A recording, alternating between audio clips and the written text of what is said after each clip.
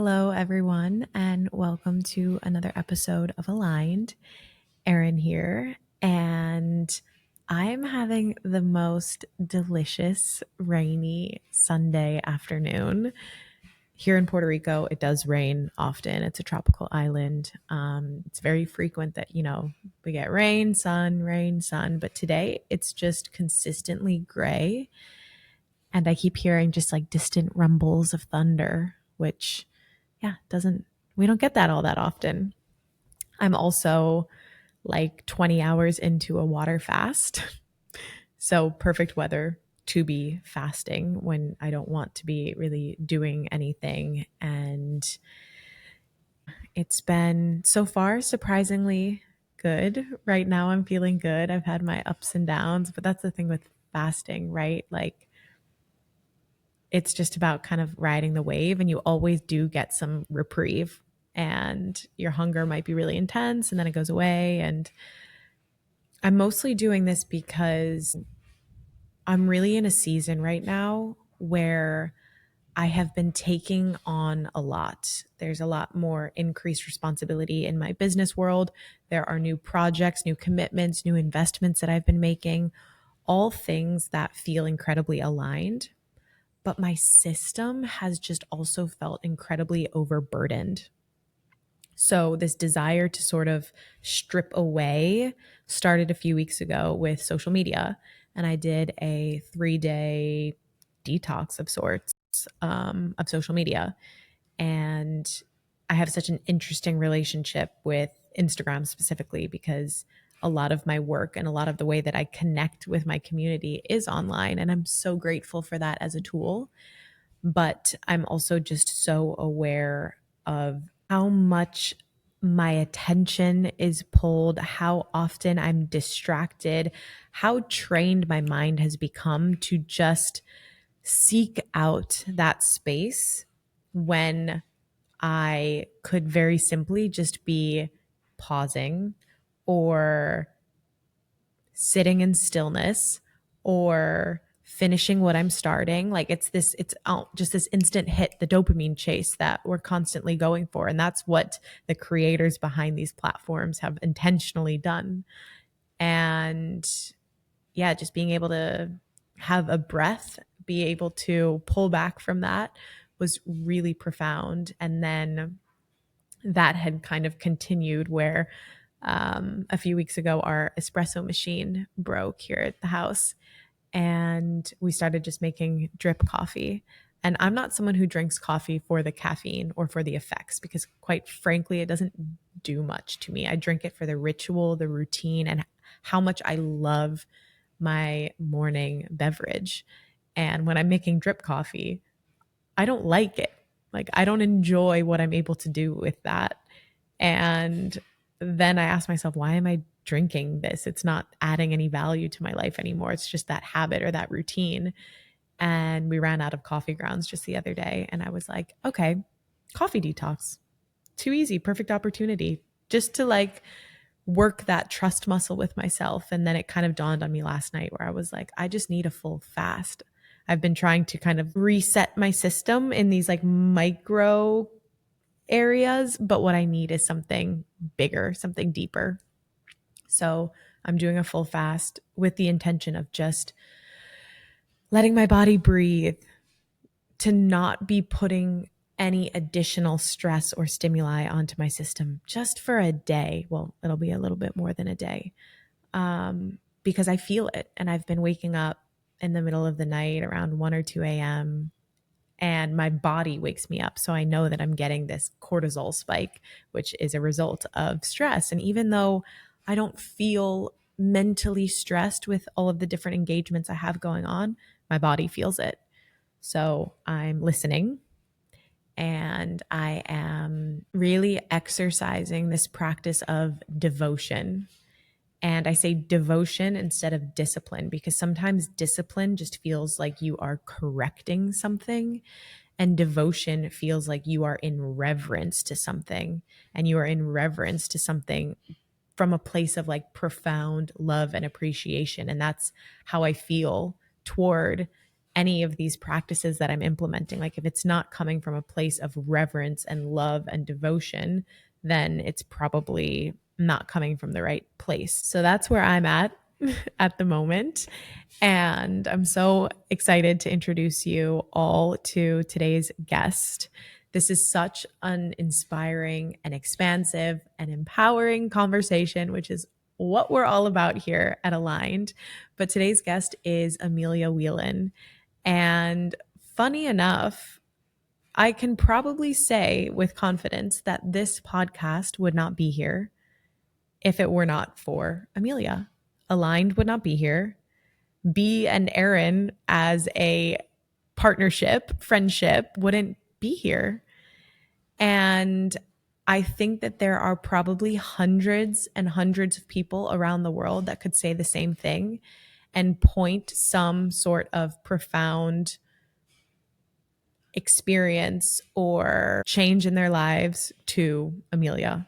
And how beautiful is that? Amelia is a 1-3 pure sacral manifesting generator. And she is such the epitome of someone who has lived so authentically as herself.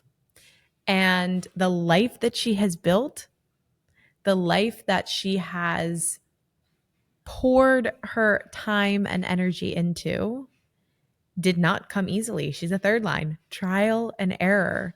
And this life wasn't handed to her. And what I love about this conversation is you really get to meet the human that is Amelia. You know, I think that when we have these people in our lives that we look up to, it's very easy to put them up on the pedestal. And when we put people up on the pedestal, all we're often really seeing is the difference from where we are and where they are. And we're constantly chasing something that there's no thread between the two. And in this conversation and hearing Amelia's story, I think it really brings her down to eye level with anyone and everyone listening, because she's so real and her experiences are so relatable. And like I said, this life didn't get handed to her. She was a 2-time college dropout and yet somehow went on to build a 7-figure online business in network marketing, having no experience at a time when nobody was really doing this. But she got there, and she got there because she trusted her intuition. And even when that required taking incredible leaps of faith, doing things that maybe no one around her was doing, and being able to take that aligned action even when it was scary, even when things weren't guaranteed. And that's what always pays off. Listening to yourself, listening to your truth, really understanding who you are. And I think in today's day and age, this is the greatest problem, is for most people, they're so disconnected from their intuition. So when they are taking action or they are making risks, it's not coming from the right place. It's not coming from that inner GPS system. And one thing Amelia does share is that she always felt really connected to her intuition. She always really felt that knowing in her body that came from her sacral. And because that was her North Star, she's been able to land where she is today. So the reason we created this podcast is for these kinds of conversations exactly, not so that you can look at Amelia's story and say, okay, I just need to do what Amelia did in order to have that life. Instead, it's that reminder to go within and to do the inner work and to build the relationship with yourself and your intuition so that you may be guided in your own aligned way. So that being said, I'm so grateful for Amelia, for the ripple effect that she has had on so many lives, including my own. And I'm just excited to continue watching the impact that she has on the world, the things that she does, because like she says as well in this podcast episode, just because she's achieved a certain level of success she still feels a responsibility to protect the life that she built and to continue to feed that life instead of just saying, okay, I've done everything. I can just coast now.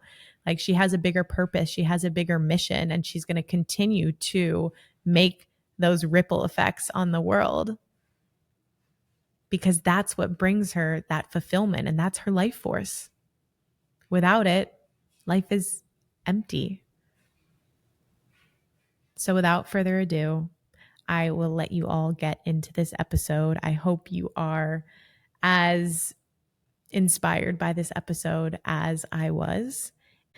And please, as always, make sure to subscribe, to share this episode with some of your closest friends, anyone who you think might benefit from this conversation. And we'll see you on the next one.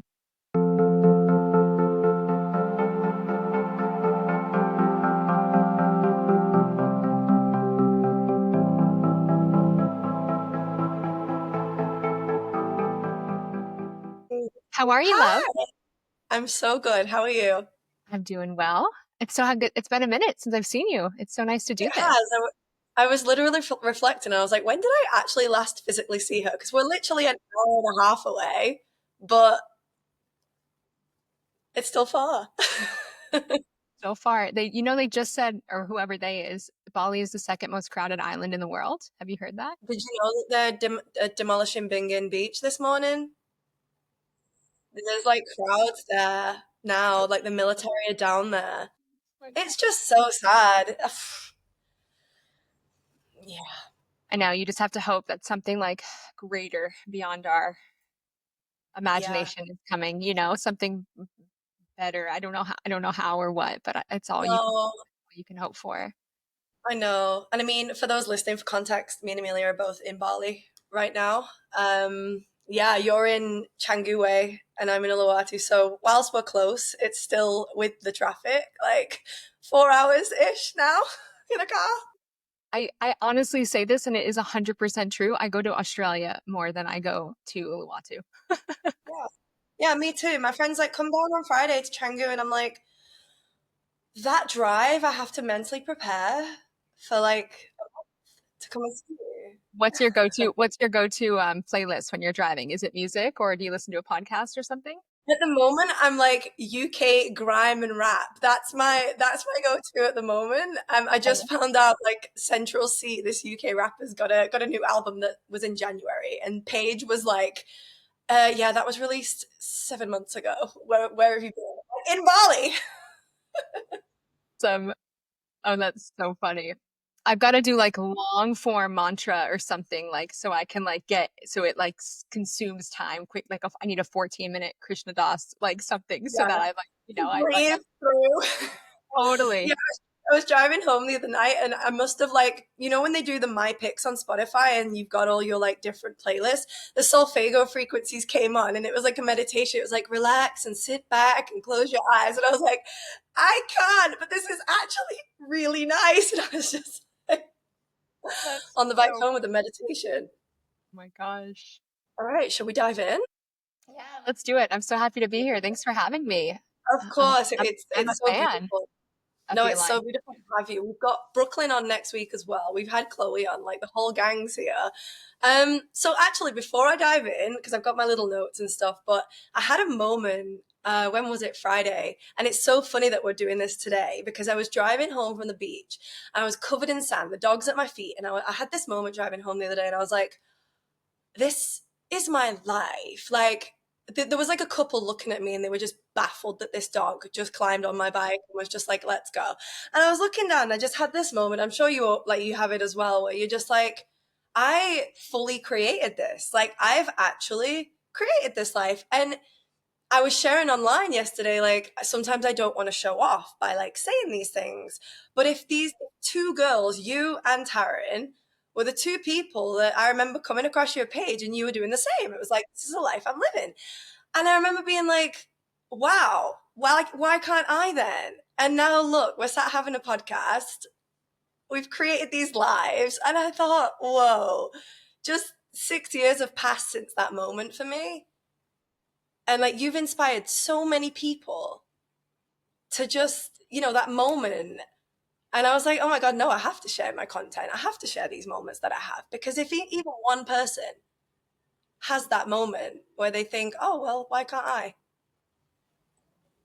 I agree completely, and it's the same for me. I mean, it was literally a woman on Facebook that I've never met, I never knew. I somehow came across her page, and she was sharing like home workouts and recipes and things like that. And she was like, when I say literally just like the most relatable, average, everyday woman, probably, this would have been 10 years ago when I discovered her, maybe her early 30s. And I just thought, oh my God, this is so inspiring.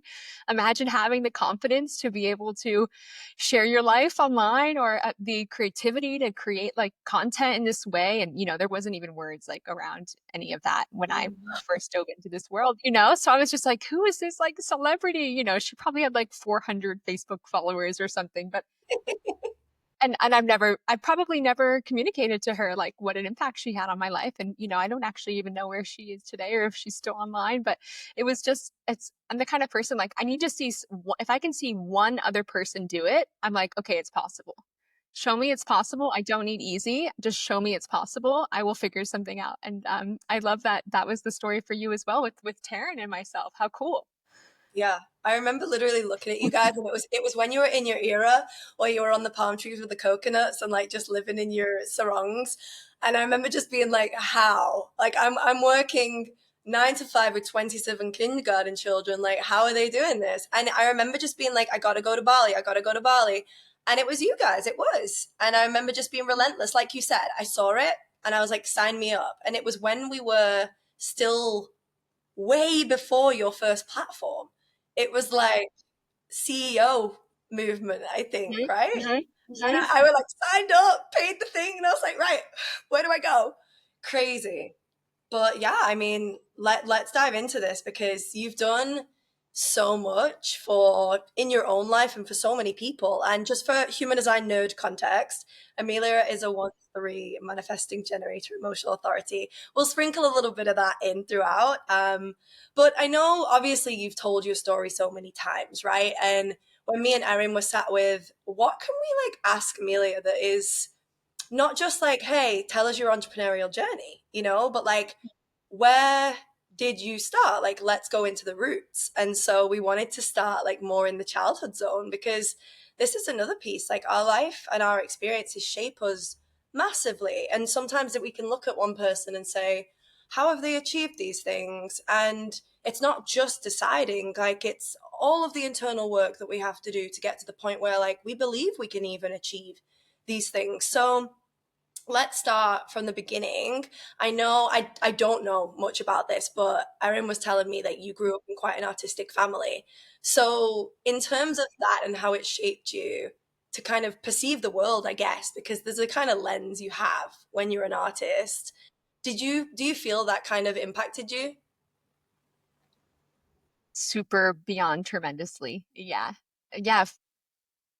Yeah, 100%. So both of my parents are artists, and my grandparents are, well, both my grandmothers are artists, but one of my grandmothers is like an amazing artist, incredible. And my father is an amazing painter and artist and went to art school, and he's just retired after like a 40-year profession as an architect. And he still paints like religiously, I'm pretty sure, like every single night in his garage. Like, and my mom is an amazing artist, and also like an educator. So she was a school teacher my entire life growing up. And probably when I was about, I don't even know, halfway through like elementary school, maybe in the fourth or fifth grade, she became the art teacher at my school. So she's been an art teacher, and she recently retired a couple years ago as well, but she was an art teacher for like the last 15, 20 years of her 30-year teaching career. So I mean, every day when school ended, as you know, the day is never over for teachers or educators. So it was like, oh, well, can't go home yet. Mom's still got work. So I sat in the room and had access to like, every art supply imaginable. So it was always just like, a huge part of my childhood. Like, oh, cool. Like school's over. I got it. Mom has a PTA meeting or whatever. She's got to go do an administrative meeting, and I'll just sit in her room and doodle and like listen to music for 3 hours until we're ready to go home. So And then on weekends, my parents were divorced, so my dad like loved to, really obviously try to make great quality time out of our weekends together. So it was very common for us to spend the weekend with my dad out painting, like in nature somewhere. I think he was just like, I work hard, and this is my day off too, and we're gonna do something that I want to do. So yeah, Yeah. it was super common. Like I'd be 8 years old, like posted up doing some plein air painting, like at the creek with my dad, and we still like love doing it to this day. When he comes to visit in Bali in Australia, we post up on like the side of the highway and paint, or wherever we're at, honestly. But, I mean, it's absolutely beautiful. I mean, I was going to say, at least it wasn't like a maths teacher and you're sat there in your book, like doing equations.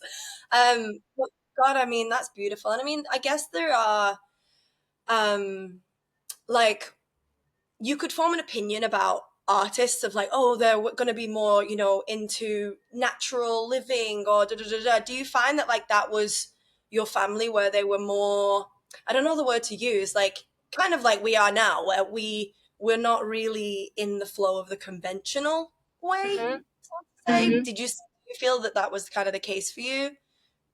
Yes and no. Like I wouldn't say we were like hippies or anything growing up. Like, yeah, yeah. Like my dad's definitely was pretty conventional, and my mom was a little bit more alternative for sure in some ways, but uh unfortunately, like they really just grew up pretty much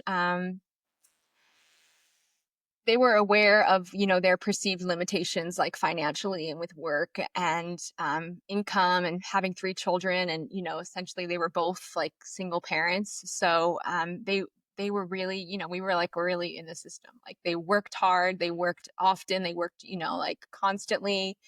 We went, we throughout schooling our whole lives, public school, high school, all of that. I grew up really religious, my dad's side of the family specifically. So we went to church every single week and religious education school, and we were pretty in the system, I would say, for sure. Yeah. Yeah, because it would be like interesting. You'd probably assume, because even just now, like I would assume, oh well, they're artists, or you were a bunch of hippies, but like it doesn't always isn't always that Yeah. way. Yeah, I mean, it'd be like a dream world. I think they would have loved to like just travel the world with us and paint and, like expose us to different cultures and people. But yeah, we were really limited by, by their income growing up.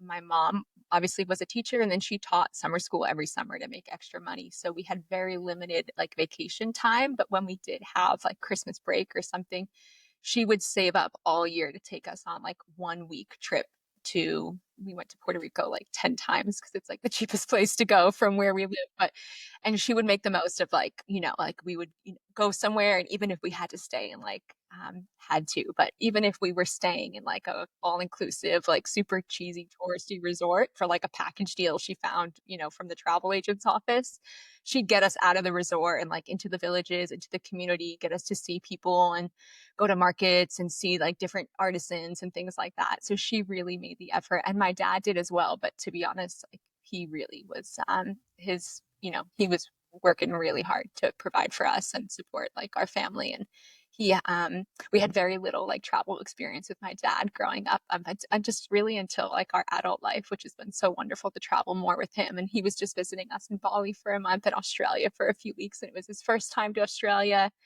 and he absolutely loves Bali. Every time he comes here, oh my God, he's like, you guys live in like this reality like game, and like you just drive these bikes everywhere, and people are beautiful, and everyone is, he can't wrap his mind around it. So he loves seeing where I'm at and where my sisters and I are at now. And I think he's so proud that like we've created the freedom that like they so desperately, really, truly worked so hard to try to provide us just glimpses of throughout our childhood.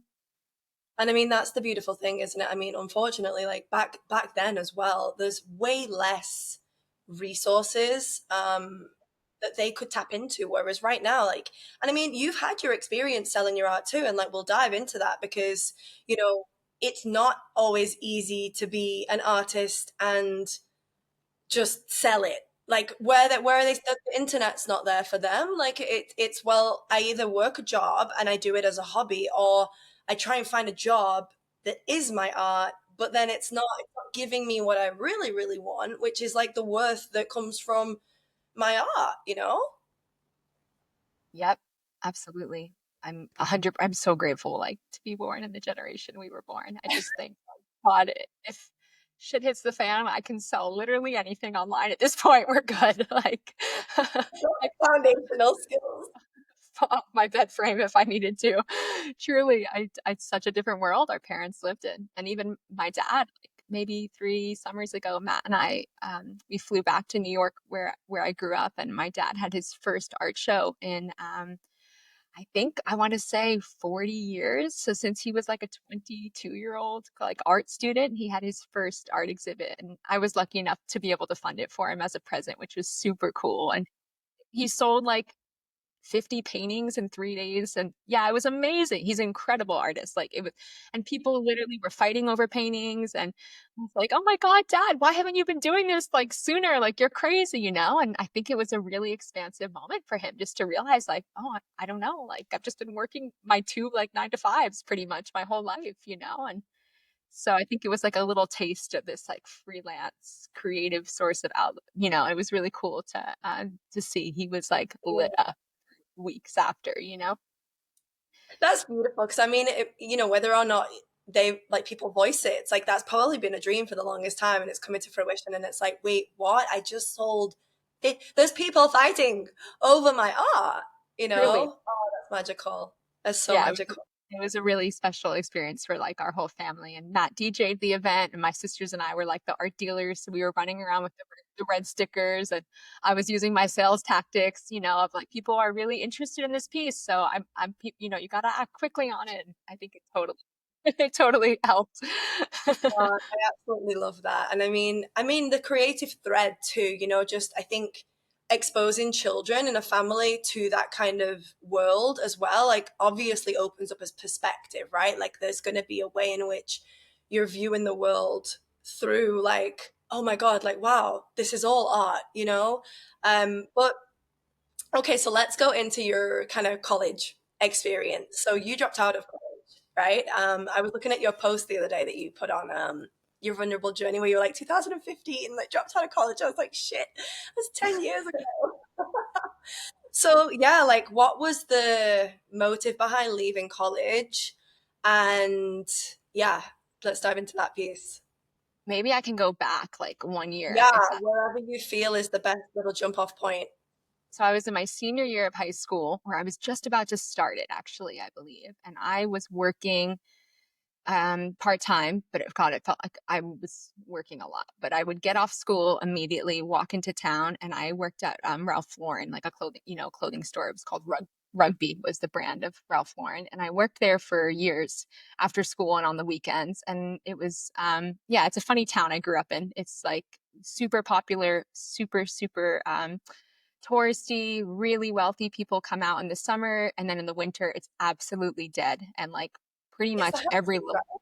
yeah, yep. I grew up technically in East Hampton. Yeah. So in the winter, it's and people, you know, hear that, oh, you're from East Hampton, you're loaded. And I'm like, no, no, no. I can assure you, like the people that live there year round they cannot afford to go anywhere else because the town truly does shut down. Like restaurants close, movie theaters close, there's no shopping malls. It's really limited opportunity for doing a lot out there. But in the winter months, I Ralph Lauren could afford to stay open. So they would stay open, but we'd have literally not a single customer all day because no one could afford to shop at Ralph Lauren unless they were like a rich city person, you know?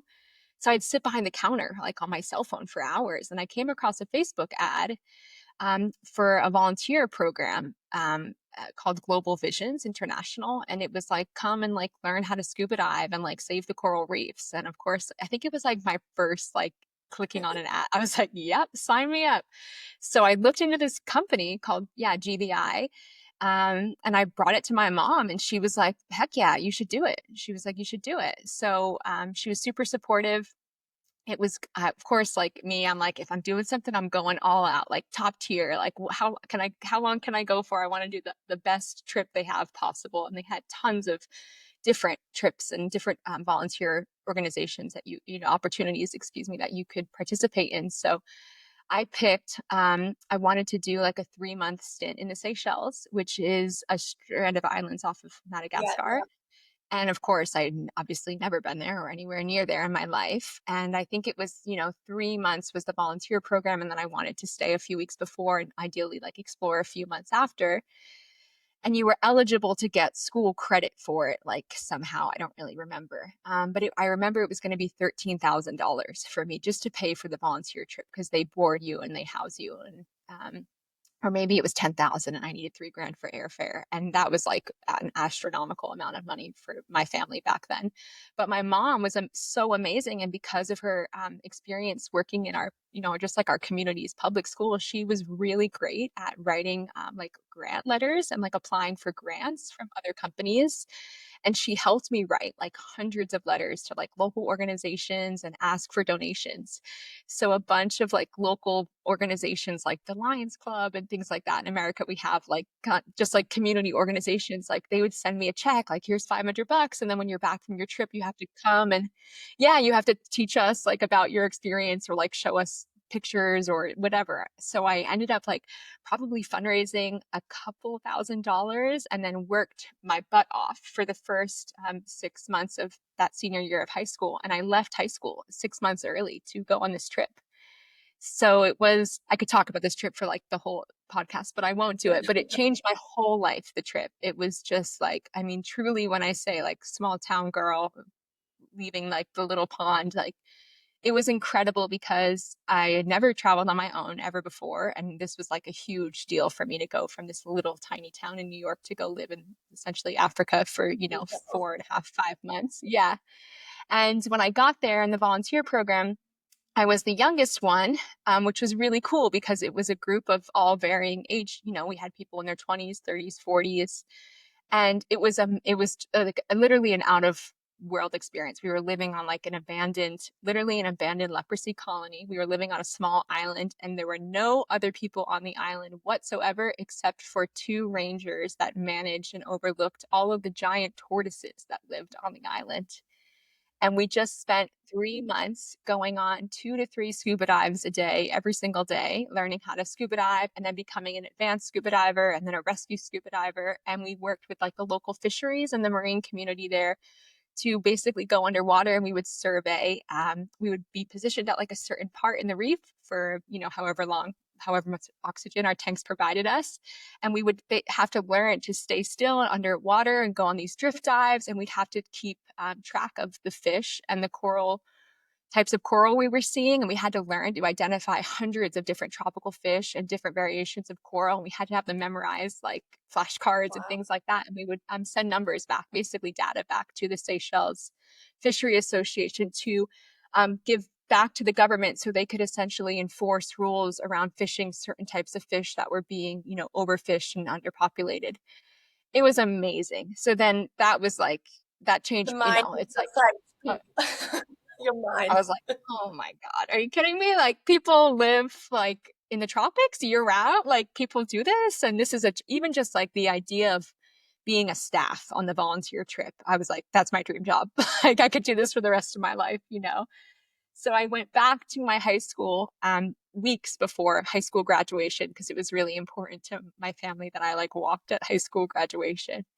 And I remember just coming back and being like, nah, like this is not it for me, this world. And I'd already agreed to go to college in Miami. I'd already accepted my accepted my acceptance at this college in Miami. And I just knew in my heart and soul, I was like, this is not the right fit for me.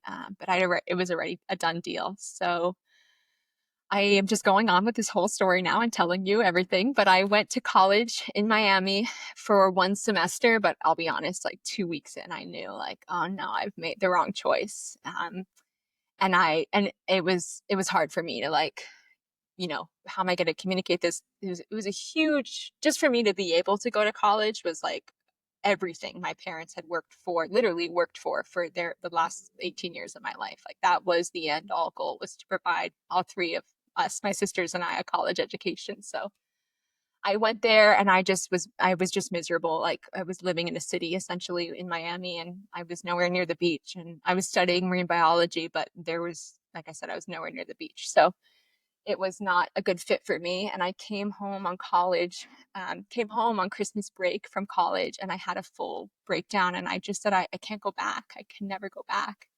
So I never went back. I had like my roommate pack up all my stuff and move out of my room for me. And I just said, give it away. I don't want any of it and I don't need any of it. But I never went back to the college. And I moved back home for a few months. And it was still really important for my parents that I got a college education. So I looked up, okay, well, I'm an American citizen. I need to live in somewhere that is somewhat of a resemblance of the Seychelles. I was missing it like deeply and loved just like that really raw, like living in nature. And I mean, we were literally sleeping in like huts at night and mosquito nets, and you'd shower in the ocean and you bring a bucket of water when you had to go to the bathroom. And I just loved it. I was like, how can I get back to nature like while still going to school? And I was Google searching, and Hawaii popped up, University of Hawaii. And I was like, oh, sounds like a Ding, really ding, good. ding. Yeah, I was like, Hawaii sounds like that could be perfect. And it's obviously, a part of America, and it's a legitimate college. And I was like, perfect, Mom, I think I'm going to do it. It's super expensive, University of Hawaii, which is crazy because it's not even like necessarily a great school. I think it has a 30% graduation rate or something. So Oh, literally like, really? yeah, like 7 out of 10 students do not finish college. Myself, Beach. literally. Yeah, absolutely. I mean, they closed the campus when like the Eddie Cow, the big wave surf competition's on. They closed the campus because they know Yeah, the teachers aren't going to yeah. show up, So I Wow. never been to Hawaii ever before. I applied. I think I got waitlisted, honestly, and I was like, "Uh-oh, that's gonna put a spanner in the works." But I somehow got accepted. But I knew there was no way I would be able to afford it. So I flew over for the first time ever with my mom, and we had heard of a friend in the family, and she was so generous enough to have us to come stay with us. And she was involved in the education system over there, and she helped me learn how to basically be able to work full time and apply for and go to school part time, so I could apply for in-state residency and receive like heavily discounted tuition. So that's what I did. I moved, to Hawaii shortly after and started up, working full time and going to college there part time. And that's kind of where I feel like my real college experience kicked in. The second I landed in the plane in Hawaii, I knew I was in the right spot. And yeah, I didn't even need to see the school or the campus. I was like, it's good. This is the spot for sure. So Oh, that's beautiful. And I mean, it's so funny because we've done a human design reading together. So I know little fragments of your chart. And Amelia is a manifesting generator. I'm also a manifesting generator. And I find that there is this thread with manifesting generators where one, we will jump from thing to thing from times where it's like I'm no longer feeling like I can pour into this in any way, shape, or form. And so I cannot. And it's this real strong, like, no. And then the follows is this relentless, like, I need to go do that. And it's like we almost can skip so many steps to be able to get there because we decide, and that energy is so powerful when we do decide we want something that we almost move mountains. And it's like, if you hadn't have decided to go to the Seychelles, if you hadn't have said, I can't do that with college, all of these things that line up. And it's having that also, strong will, obviously, to say, I can't. Like, I really just, like, the energy inside of me and my desire for my life is way too much for me to literally not do this thing. Like, I can't. Even if I'm going to hurt people, I have to do what's right for me. And it's funny because, and I'm sure you've seen this, and of course shit hits the fan at times too. But when you do decide, when you do follow that calling, things do happen where it's like, oh, I got the grant. Oh, I got in. Oh, there's someone that's going to take me in and show me the ropes here. Like, what? And I think this holds so many people back where it's like, well, what if? What if I get to Hawaii and I'm not supported? What if I run out of money but like, it's in you for a reason. You'll figure it out. I love And you that. will. I'm thinking about, I know like three friends in the last, like, no exaggeration, 3 days who have all unexpectedly free birth their babies at home. And that's like a huge dream of mine, is to one day have, God be willing, a beautiful, healthy free birth. And I watched a video the other day and it was like, what if I can't handle the pain? What if it's too much for, me to handle? What if something goes wrong? And at the end of the quote was like, what if it all goes right? And I was like, oh, that's something that's definitely been, that really struck a chord with me. I feel like, and what you said, I love what you shared. I've been really good at saying yes my whole life, and I'm really feel like a super strong connection to my intuition and my inner guidance system. But the I can't thing, I feel like I'm really learning how to say no in recent years of my life, and that's something Yeah, that I'm excited to see where the no's lead me and open up opportunities for me as well, because I've gotten so good at saying yes to myself and everyone around me. I think in my 20s, and now I'm in my 30s. I keep joking with my husband. I'm like, it's the era of I can't. yeah, So yeah. yeah, so it is, I think, equally as powerful, like learning to, say yes to opportunity and be open your heart and expect the greatest possible outcome. And what if it works out perfectly? And also know when, just equally as important, when something doesn't feel right, I can't, and not having to explain myself or worry about how it's going to impact someone else's feelings or perspective of me, but being able to honor like that sacred no. And I feel like that's something I'm really having fun, like for the first time in my life, kind of playing around with. So I I absolutely love agree. that I'm you in shared that. exactly the same place, exactly the same place where it's like, Yeah. wait, am I saying no because I'm being awkward, or am I saying no because it's a no? And actually, that feeling of a no that's aligned is equally, I feel like it's the same feeling as an aligned yes, because if you choose to keep a door closed in an aligned way, or you choose not to go and pour your energy into that thing, then you're also leaving room for other doors to open. And I think, it can go so many ways. But yeah, I so agree with you with that. And also the what if it goes wrong? I had this exact conversation with Ben yesterday on the phone, and he's like, yeah, but B, like, pain is pain, and your cervix is gonna, then I was like, yeah, my cervix is gonna dilate, and like, it's gonna be, of course it's gonna be. He was like, it's gonna be painful. And I was like, I know it's gonna be painful. I have a period every month. I know what pain is. I know what dilation to a tiny level feels like. But I also know the difference between, I'm feeling this pain for a reason and I'm going to ride it through, and I'm going to go, this is just a natural part of the process. And I said to him, Chloe came up with that. I can't do this. And just before you're actually about to give birth, that I can't do this. But it's not an I can't do this. It's this, I'm literally just about to completely open up a new dimension. And so, of course, there's tension. There's a difference between pain and just tension, contraction, literally. And I look at birth as a metaphor for life all the time. I'm like, we're birthing in every moment. It's just contraction. But so many people get to contraction and it's like, this is too painful.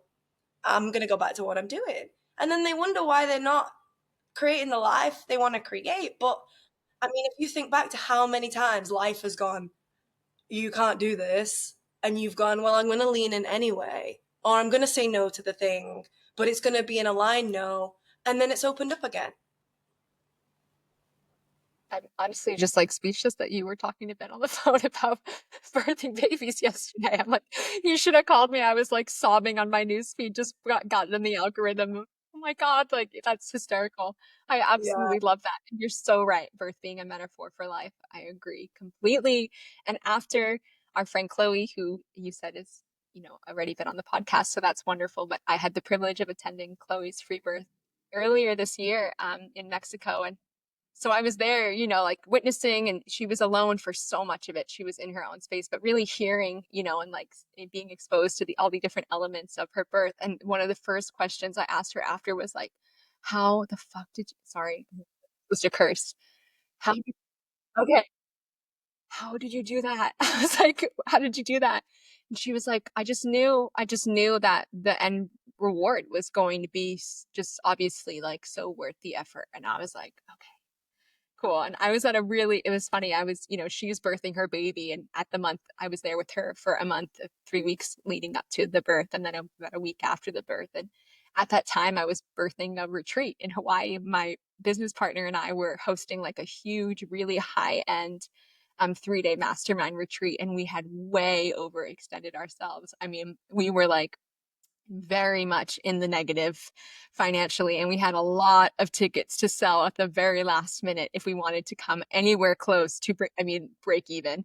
So she's there preparing to birth her baby, and I'm trying to use this birth as a metaphor, like, okay, like I've got to show up, I've got to talk to someone else, I've got to network about this retreat, I've got to reach out to one more person, and really just using this like, I'm exhausted, I can't believe I'm still trying to sell retreat tickets to this. Like, I've talked to everyone I know and their mother who lives anywhere near Hawaii, and I just felt like I was getting so many no's back, and no, I can't for these reasons and whatever. And I was like, what Chloe said, like the end result will always be worth this work and this effort. And it honestly, a miracle happened. We ended up probably 3 days before the retreat selling it out and breaking just even on this 6-figure retreat, like really, really high end. So I credit Chloe and her birth to that completely. I'm like, I just needed that one reminder that it doesn't have to be easy, but I just have to continue to focus on the goal and know that the end experience is going to be everything, that I've been working towards and more.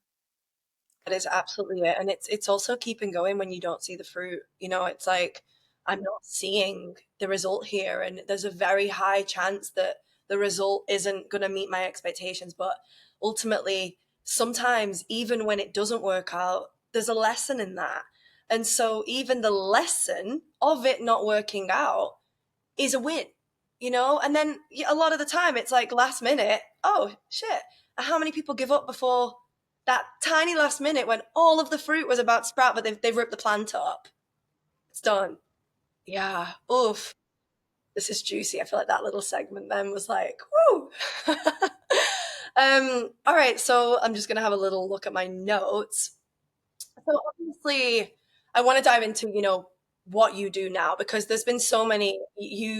Let's kind of pick up where, so you got to Hawaii, you did college in Hawaii, and what was the kind of drop when you found the business you do now? So tell us a little bit about that piece, because there's been so many. I mean, when I found you were salt, sand, and smoothies. You were, making the smoothies and the bowls and the sharing the water, like very much health coaching slash like Kangen, right? And then traveling the world. So yeah, tell us a little bit about from then to now. Yeah. So once again, I'll reiterate what you said. I love when you were speaking about manifestor generators, how we will literally move mountains for our dreams and our goals. And when I think of my early years in Hawaii, that could not be more true, because I literally lived in a student housing building, like an affordable housing building in Waikiki. And I wouldn't even call it an apartment. It was like a closet with a roommate. And I couldn't afford a car, of course. So I took the public bus to college every day. And then when I was done with college, I'd have to go to work. And I didn't have a car. So I bought a bike from Walmart, and I got hired as a nanny for a very wealthy family who lived on the other side of Diamond Head, which is a crater outside of Waikiki, which is essentially like a mountain. They call her Liahi. She's quite large. And I literally would bike on my Walmart bike after college. I would bike up this mountain to this No. like beautiful luxury, estate where this family lived. And every day I mean, incredible biking for anyone listening who needs to get in shape. Biking, oh my God, I was in amazing shape, but I would just ripping, and I'd be like, this is an opportunity to tan. So I'd like wear a bikini top, and I, had a little basket in the front where I'd put all my food and drinks for the night. And I would bike up this mountain. It would take me 45 minutes just to bike to work every day. I would nanny for a couple of hours, and then I'd have to bike home at night, but it was all downhill at night. So I'd fly home like down this, mountain back into the city of Waikiki. And I really feel like, a lot of that time biking and just like being outdoors and being in nature and moving my body, it really just got like my creativity flowing in so many ways. So by the time I got to, this beautiful house with these two lovely children that I nannied, I was just like lit up, and they lived in this gorgeous home. It was really inspiring. And both the parents, were freelance. They owned their own companies and the mom worked from home completely. So I just was like exposed to a really just like totally elevated like lifestyle, that I had never experienced before. And it just inspired me. I was like, wow, this mom is amazing. She works from home. She has two beautiful children who are gorgeous and polite and well traveled. And I get to be here and I think I'm pretty cool and these kids love me and they paid me wonderfully and they had a gorgeous house and make yourself at home and do whatever you want. And they loved that I was health conscious. So make the kids whatever recipes you're cooking for yourself. And I had a gorgeous kitchen to play around in. So I started an Instagram account basically from their house when the kids were like napping or if they had like an hour of screen time or something, I would be on my phone. And I started a social media account. I was absolutely terrified that someone from my hometown would discover it. So I did not use my name and I didn't show my face for the first few months. Yeah, it was literally solely just food photos, food and recipes. And my best friend at the time, I remember screenshotted my account one day and sent it to me and said, "Is this you?" And I went, "Oh my God, I've been caught." I was mortified. Yeah, Lacey was like, is this you?" And I was like, "Oh my God." So once I was exposed, I started to share just life in Hawaii and living, a vegan life and a plant-based life. I was super passionate and still am about veganism and holistic health. And that inspired me to start a career in health coaching. So I went to an online institute to become a certified health coach. And that was amazing. And a friend of mine, actually my girlfriend Lacey that I mentioned, she had previously attended it. And then after you graduate the school, they give you the opportunity to become an ambassador for the school where you can receive a percentage of commission for anyone you refer to the school. So she had done that to me. And I remember she was like, "Oh, sweet. I got $500 like from you going to the institute." And I was like, "That's huge." So I finished the institute and then became a certified holistic health coach practitioner and alternative medicine specialist. And I started just kind of incorporating really slowly. I had a lot of imposter syndrome around like actually showing up as a health coach. I was like, I'm just like this girl that like has done this course for 6 months online, but I can't really help like real people. So I took to sharing bits of information and advice or personal, testimony of what I was experiencing in my own life on social media.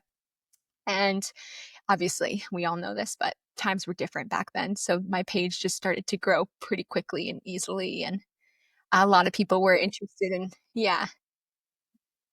midday when one post a day was like an incredible amount of content, Was it not? It was more than enough. Oh my God. I'm like, just post once a day and you'll have 40,000 followers eventually, I promise. So that's kind of where it started. Health coaching. Very, very slowly, I began to promote myself as like a health coach. And I really honestly just signed on like other young teenage girls who I think parents had some money to throw my way and paid, like I don't think it started really small and very humbly. Um, and then it got to a point where I was going to college at the University of Hawaii and I was in my third year. I had changed degrees because originally I was, studying marine biology. But as you know, I grew up in an artsy family and not a math and science family. And I struggled so much with the math and science aspect of biology and marine biology. So about 2.5 years into college, I switched my field of study to nutrition. And I very quickly learned that the curriculum was so outdated and not at all like in alignment with anything I was really like practicing or believed in. And it felt like I was just going to school and learning this information that I didn't actually believe in and didn't want to be learning. And then just counting down the minutes and not even paying attention in class, like thinking about, oh, what resource can I send over to a health coaching client soon that will help them? Or what can I post on social media when I get home? I was so not present in Under the class. table, post in a post. Yeah. Yeah. Oh my gosh. Absolutely. And so, I made the decision. Once again, I'm bringing my girlfriend Lacey up, but we lived together at the time. And she said, I'm dropping out of college. I can't do this anymore. I hate it. And I was like, "You can't drop out of college." I had so much like fear. She was like, "I'm doing it." She's like, "Why can't I? Like, I'm already working and I can make more money if I'm not at school. And I don't think I need this degree." So I watched her drop out, and I think that was it. Like I said, I just need to see one other person do it. And it's like that permission slip for me to be like, okay, cool. Like people do this. Like it's okay. Maybe I could drop out of college and just really pursue this health coaching thing full time. And that was a super difficult decision for me to make, just simply because I did not want to disappoint my beautiful parents, like who I loved and was so grateful for. So yeah, I'll never forget like the time I called my dad and he picked up the phone and I just burst into tears, like I couldn't even communicate. And he was like, is it okay? Yeah. I was like, I have to tell you something. And I left college. And they said, okay, yep, that's no problem. Just finish out the semester. And I thought, okay, yeah, I will. And I never went back. Obviously, I was like, what's the point of finishing the semester? I'm dropping out. So once I had that time, that time freedom open up, I really began to pursue the work online much more seriously. Um, and yeah, just like honestly living in such a beautiful and nature-based place. You want to be in the best shape of your life. You want to feel great. You want to feel confident. You want to feel healthy. You want to have energy. I loved going on hikes. I loved swimming. I loved free diving. I wanted to feel good. I wanted to look good. I wanted to spend as much time as I could just like enjoying beautiful Hawaii and being able to experience the islands. So I knew the worst thing living in Hawaii, the worst thing ever is when it's time to go to work. It's like it's just Yeah. hell because you're at the beach all morning and then you're like, I've got to be there at 11 or I've got to be there at 2. It's just hell. So I knew, okay, I'll do literally whatever it takes for as long as it takes to ensure that one day I work for myself. And that was really just the motivation all along. I was like, I am down to do absolutely anything if it means I can, one less hour working for someone else each week, one more hour of freedom to be able to go for a run, go to the beach, hike a waterfall with girlfriends. Should I just keep talking? Go for it. This is Okay. I'm like, do you want to say anything? Can I ask you a question about go for it. okay. Yeah. So yeah, health coaching was cool. And then the social media thing was picking up and I was really into health and well-being, obviously. So, certain brand deals started to happen. And that was exciting and really like very, very, very low ticket, but still money like nonetheless coming in at the end of the month. If it bought me like protein powder or a new bathing suit, that was like a score. So yeah, started to do some affiliate work for like companies like, protein powders, greens, blends, blenders, juicers, CBD oils, things like that. And then eventually got picked up to do some like freelance writing for some health and wellness websites. So I would submit like some blog posts and stuff each month, which was awesome. And then very slowly, I kind of just realized, the health coaching is starting to feel like the least rewarding of the different avenues of what I was doing. I loved working with other people. And to this day, I still do. I loved it. But it was really tricky because with any type of one-on-one work, and I know you know this, like it's $100 an hour or $200 an hour or $700 an hour. For me, it was $100 an hour back then. And then the call ends and, I book them in for 1 week and 1 week further. And I have 4 hours of work to do to prepare for the next call. So that's really less than $20 an hour, like, so I just really, and I didn't, for whatever reason, I didn't feel confident or excited to increase my pricing substantially. So I thought, I think I'm going to slow it down on the health coaching and try to make this online thing kind of happen full time. And I think at the time I was just thinking I'll just sell like a bunch of different powders and blenders and juicers and CBD oil each month. And that will be like a career. So I started to do that. I started to, I finished off with the clients I had. I was still living in Hawaii. And I met someone I went on a date with, and he introduced me to the Kangen water that I work with now. And I was super interested in just literally anything, in the health and wellness world and new technology and biohacking and, anything that I hadn't heard of before fascinated me. So I was really curious about it.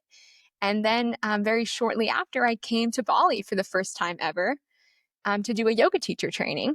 And I went to a holistic center in Bali and had my first colonic done. And the colonic practitioner was amazing and super educated and health conscious. And he told me, oh, we actually use Kangen water for these colonics that you're doing right now. And I was like, oh my God, that's crazy. That's the water that the guys just told me about. So I had the colonic, and the man said, you need to detox. Your body is, I had really bad candida at the time, and first time in Bali, and, just like the worst Bali belly.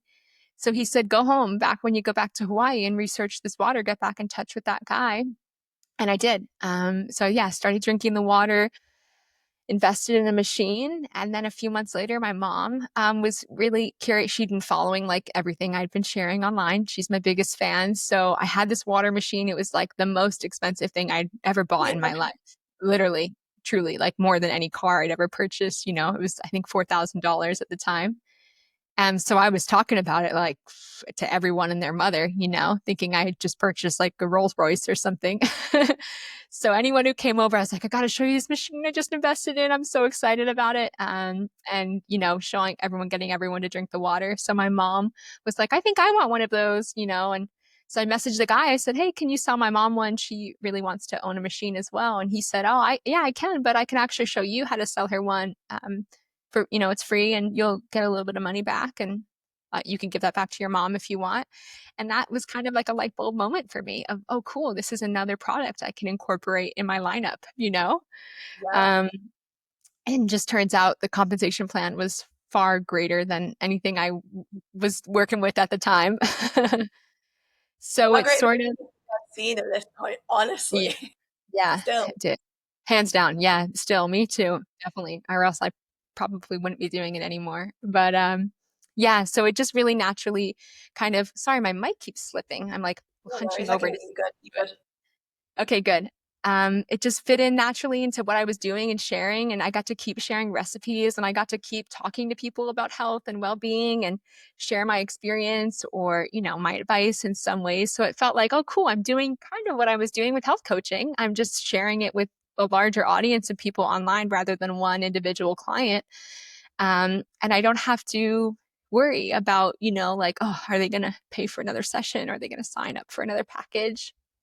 Um, so yeah, I feel like that's kind of led into like the whole new chapter of my life, which is when I began to pursue network marketing fully with this company, and go. I like to call myself a professional network marketer now because I am, but I decided to go pro.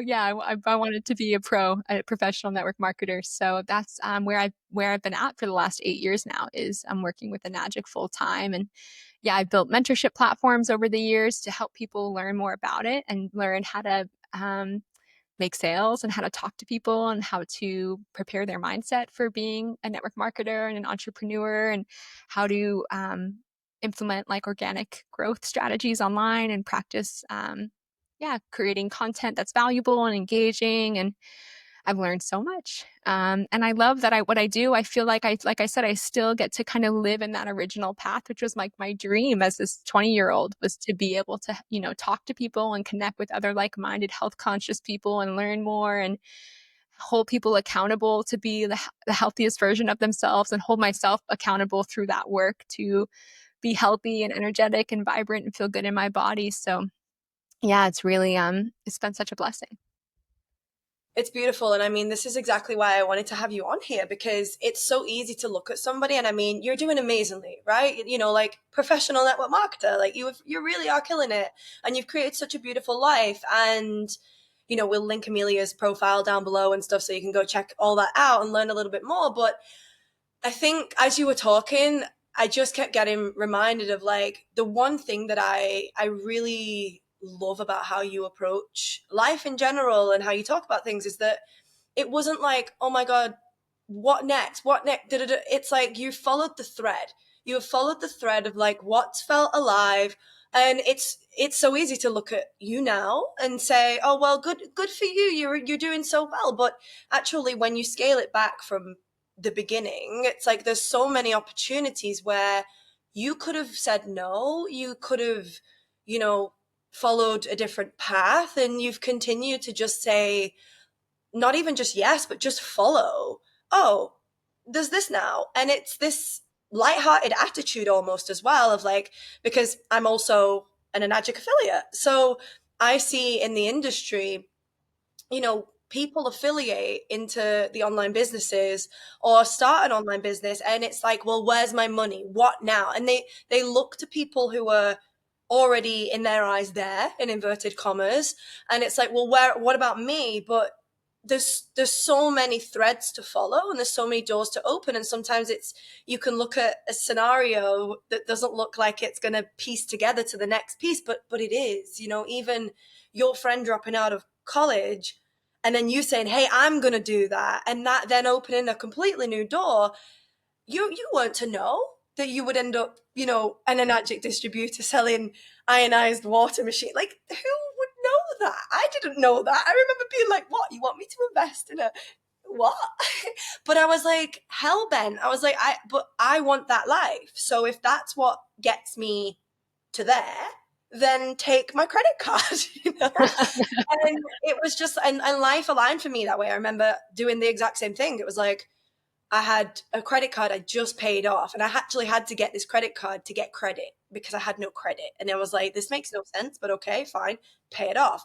And I remember being on the call with, you know, a mutual friend of ours, and she was like, okay, this is how much it is. And I was like, I don't have the money. Like, I genuinely don't have the money to do this, but like, I'm in. And I was one of those where it was like, sign up, get on the call, what do I got to do kind of thing, like a retriever ready to catch the ball. And I remember being like, well, I don't know how, but let me just like have a look. And I remember going onto the bank's website. I either rang them or I went onto the website, and I was like, it was like, increase, apply for an increase in your credit card. And I had 2K on the card at the time. I remember putting in 5K, which is how much the machine was at the time. And it was like approved immediately. And I remember being like, well, you need to take my money now, because for this to happen just means, and at the time I was getting into law of attraction, all the things, you know, and I was like, well, it's aligned, so 5K, here we go. But yeah, it's just what I really see when you've told this story, and I'm sure everybody listening is going to be super inspired by this, because zooming out, that it's not just been network marketing, right? There's learning to go online. You know, you saying, I had imposter syndrome massively. I hid my face. I didn't even use my name. People looking at you and your account now and everything that you do, not just your account, but your whole life, the retreats you lead, the events you lead, you're up on stage. They're probably like, oh my gosh, she's so confident. But there was a time when you weren't. And I didn't even know that about you, right? And so hearing those things where it's like, it's so easy to look at someone and say, well, they're confident, so they can. But that confidence is built through, you know, trying again and again and again, and just being like, well, I'll just follow what's feeling alive for me. And that's how you get there. I love that. It's a huge part of like what I share personally, you know, with our community and on the platform is literally exactly what you said. Confidence is not a personality trait. It is a learned skill set. And it is Yeah. something that you have to practice every single day. And it is one of the most valuable skill sets I think you can acquire.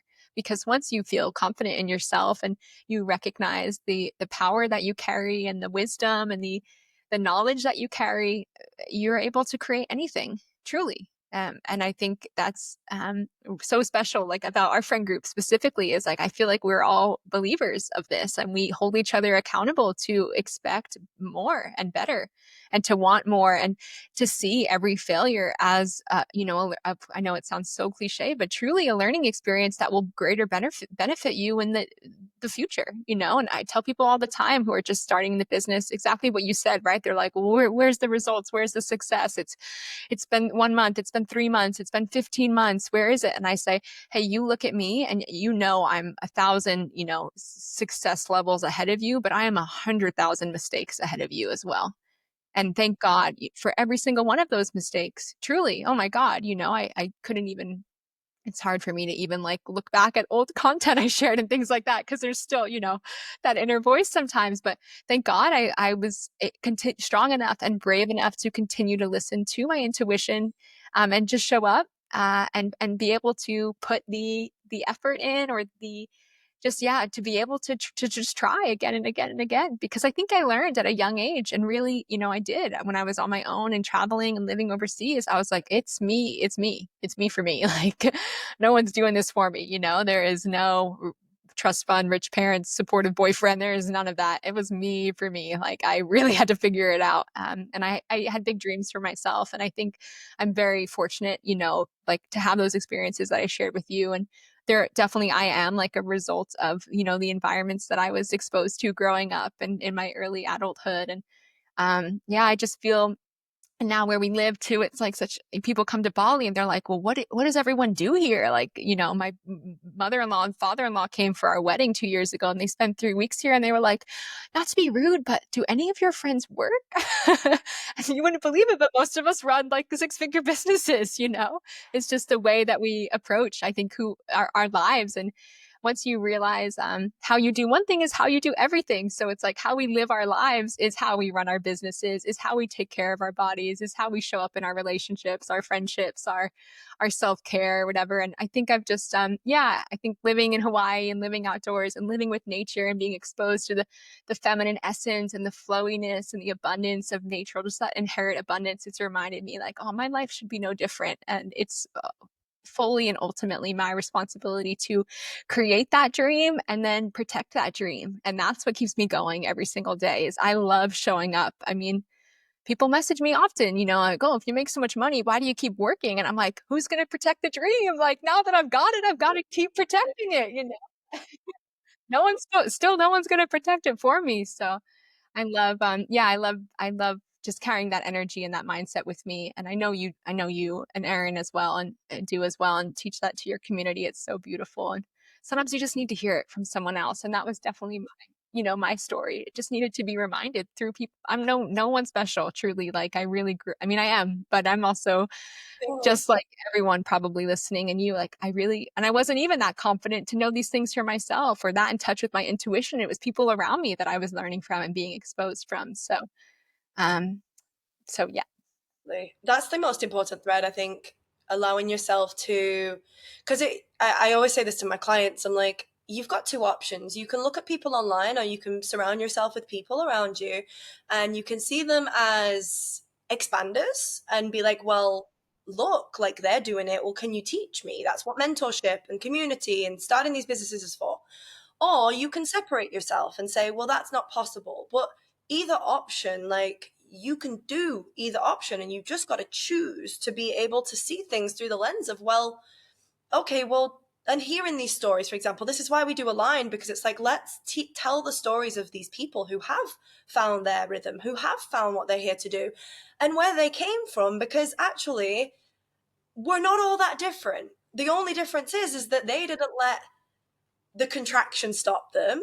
They let themselves be expanded continuously by people in their field and did the work. That is all it is. And obviously, like, and I mean, we're coming to the end, so we'll skip over some questions, but it's not been plain sailing for you either, right? Like you've had dips, you've had gaps, you've had, moments. And I mean, if somebody was listening to this and we're hearing your story, we can never ever be in your story and experience those moments where you wanted to give up or like things weren't going your way. But like, what would you say is the main anchor for you when things don't go to plan and things kind of fall apart a little bit? Obviously they're coming back together, but in those moments. It's a great question. Thank you for asking. And I'd love to honestly take a moment to just like think about what my answer would be. Of course. Yeah, because there have been so many failures and like moments of hardship for sure. And I think honestly, I really don't know. Everyone is so different and unique, but I think just remembering like it doesn't have to be so serious and like it's okay to just really once you learn the power of the mind, and it's something I've been practicing and studying for so many years, I'm like, okay, right, I'm completely in charge of my emotions. Like in any given moment, regardless of my situation, I have the power to completely change the way I'm feeling and seeing the world around me. And I know that once I change the way I look at the world around me, of course all the opportunities around me are going to change. So of course there are still moments of struggle and hardship and self-doubt and you know business issues and everything everyone experiences, relationship issues, all of it. I think I'm just always brought back to like I have I have the power within me right now to completely change the way I'm looking at the situation. And maybe if I can even just like downgrade like 1% less, like 1% less fear in this moment, 1% less anxiety, 1% less stress, 1% less complete paranoia, like anxiety about what's going to happen next. Like just very slowly, like give myself like tangible possible, like can I, all right, if I can't do anything else today about the situation, can I at least goal myself to feel 1% less stressed about it by the time I go to bed tonight? And like I really do believe in the power of yeah, being able to manage like where you're at emotionally. And if I'm feeling 1% less stressed and then maybe 5% less stressed about it tomorrow, maybe that eventually that like leads me to a place of feeling more neutral about it. And then once I'm feeling more neutral, maybe I can feel 1% more optimistic. And from there, I can climb like the ladder up to maybe I'm feeling hopeful like about this situation now, or curious or interested. So I guess that's my answer. Like, just remember, like, it doesn't have to be at the end of our life. Like, I really truly believe we won't remember like all of this crazy hardships that we go through, you know, and we'll just be reminded of like all of the moments that we triumphed and held a vision for ourselves and committed to that vision. And that's really just like what I kind of anchor in every day is like the world's not going to remember anything I did. No one's going to remember anything I did, but they're going to remember hopefully who I was as a person. And in order for me to show up as an amazing person in the world, I actually have to feel that way in my mind, in my body, in my head, you know? And that starts, I believe the emotion precedes everything and the thoughts. So can I at least like, can I think positively about myself? Can I start to feel better about myself? And then from there, can I make a decision just from a 1% like more appropriate and well-rounded emotional standpoint. So 100%. that's my ramble. 100%. I have the same. I have the mantra of like, it's not that deep. It's really not that deep. You've either failed launch. Did you die? Did you die? And like, I just ask myself, like, are you gonna die? Are you gonna die? And I'm like, why? And I literally like have this moment where I sit with myself and I'm like, you like sit down. So what's your worst fear? And I'm like talking to myself, like fucking Ben's like, that woman lost the marbles. And I'm like, okay, so what's your worst fear? And usually comes back like, I'm gonna lose all my money. Like that's a big one for me in my mind. I'm gonna lose everything. Things are gonna stop working. I'm like, okay, so what if it stops working? What are you gonna do? You know, because like you can get a job pretty much anywhere with your skills. You could sell anything online at this point with your skills. You've got like skills that nobody can take away from you. And so will you die? Like, and what if you die? You die. So you don't have to worry about this thing anymore if you die. So that's, and it's like, it just diffuses the situation because you just end up laughing at yourself. You're like, oh yeah, it's not that deep. I think you wrote an email about this recently, didn't you? And I loved an email that you, Or is it of an course alarm? you read your emails. Yes, yes, Oh. yes. I loved, was it one of your most recent ones? And you shared Thank you. something right along the lines of this, and it spoke to me so in so many ways. I absolutely loved it. And I love your perspective.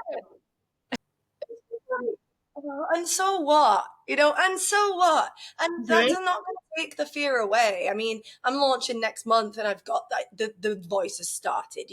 Well, what if you don't sign as many people as you did the last round? And I'm like, oh, he's here again. Here we go, And if you can almost befriend that and just make it way less serious, it's going to happen. There's going to be failures. That's life. But if you can make it less serious, like you're golden. And I think what you said is perfect there. It's like just you got to then just try your very best to do what you can in the moment to just shift your perspective, shift your emotion, try and feel good about it.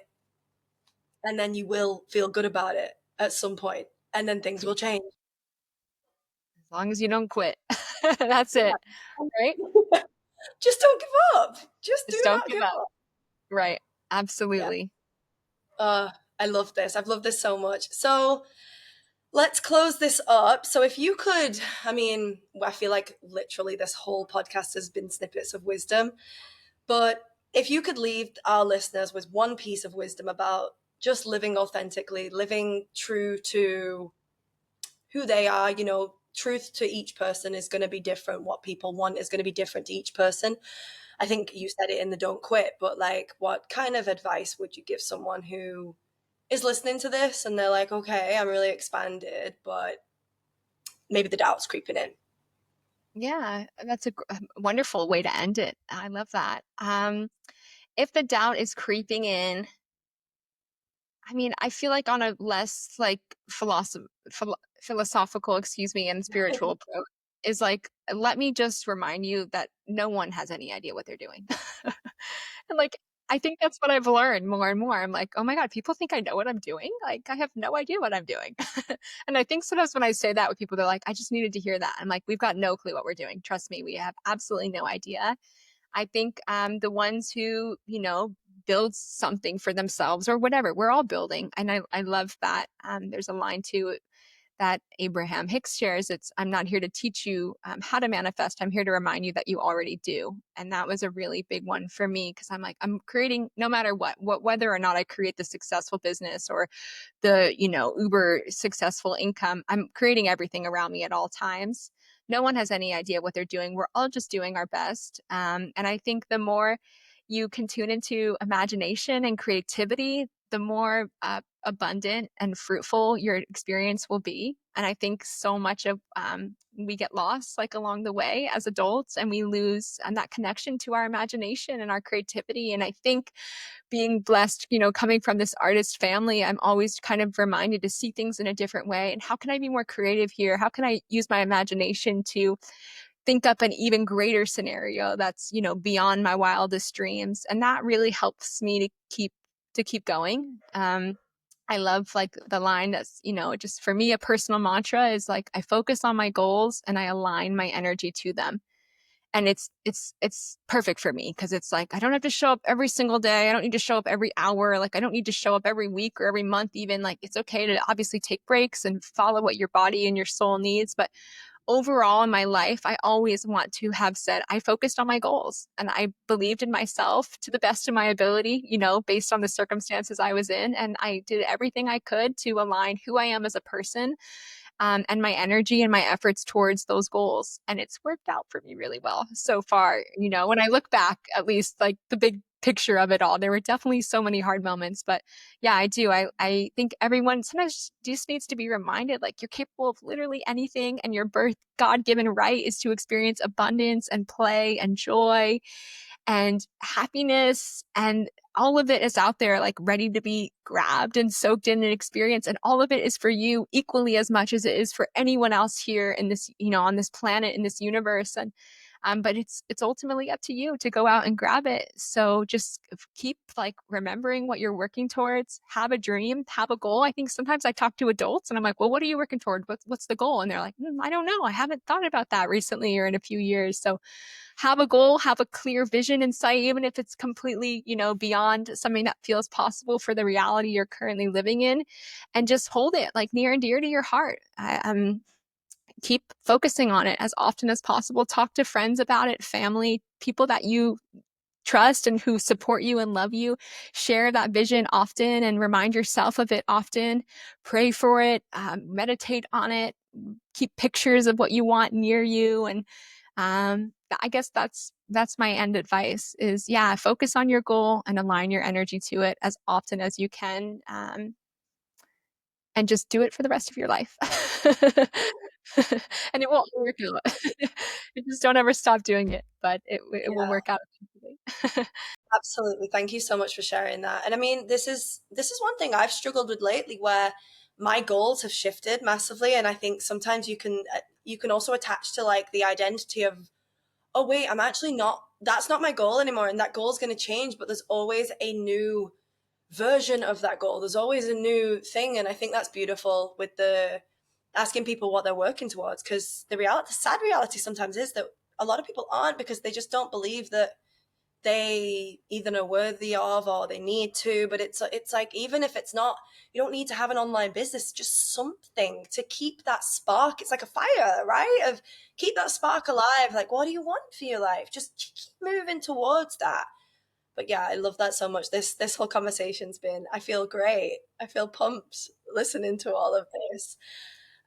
So how can people get in touch with you if they're feeling the pull to check you out, if they're feeling the pull to start a conversation? What is the best way for people to access you? I'm at Kadungu Beach every morning from 8 to 10 a.m. Look for the dogs and the surfboard on the scooter, and that's me. No, let's see. I'm online. I'm on Instagram. Honestly, I keep it pretty low key. I'm on Instagram and I have a website. My Instagram is my name, Amelia, with an extra A at the end, and then my last name, Whelan. And I have a website if you're interested in learning more about, the work I do with the magic, and that's ameliawhelan.co. And that's it. If you have a question for me, you can hit B up and she'll send you my email or my WhatsApp. And yeah, I kind of like to keep it relatively simple online. And maybe hopefully our paths cross in person one day would be awesome. Amazing. Yeah, and we'll pop all your details underneath in the show notes as well, so they'll be able to hit you up over on Instagram. But this has been amazing. Thank you so so much for sharing everything you've shared and just giving us your time today and just to catch up with you. It's been wonderful. I know it's been so wonderful to catch up with you. Thank you so much for having me. And thank you, Erin, as well, for having me. And I just want to say I'm so proud of the work you both are doing and the lives you're impacting. And I know just the 2 calls that I did with you transformed my life in so many different ways. So I hope you both understand the ripple that your work is having on the world. And I think you really are ultimately at the end of the day, helping people learn more about themselves is connecting people to their power and their essence. And that impacts, through you and the work you two are doing, families, children, spouses, generations are impacted in these people's lives. So I'm so proud of you two for following this dream. And I remember you telling me about it in the coffee shop in Remix years ago. And now here it is, and I'm on your podcast. So it's pretty crazy. I know it's been beautiful, and we've hit so many, like we've shifted it, we've changed it, and it's been funny because recently we were like, it's been the podcast all along. It's just been the podcast, and as soon we had this contraction, and we had this contraction, and we were like, okay, everything else, but the podcast feels alive still. So let's just follow that thread. And we've just been, and it's been so easy, and it feels so good now. And we're like, sweet, okay, we followed the thread. Let's just continue to do that. And yeah, so thank you so much for that reflection because it means the world. Be a rebrand in the future to follow the thread. I feel like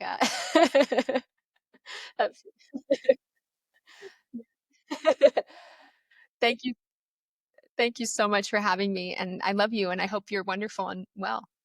And Likewise, it my would be love. fun to hang out soon for real. I think, yeah, I was like, we should probably like make that. Yeah, we could drive halfway and just like meet in like a Yeah, weird street in the in Minneapolis. city. Yeah, totally. We could though. That could be fun. Yeah, we'll go on a little CUDA tour. We should make it happen. I'll message you about it. It would be a blast. Okay, see you later. Have a beautiful rest of your afternoon. Thank you. Bye.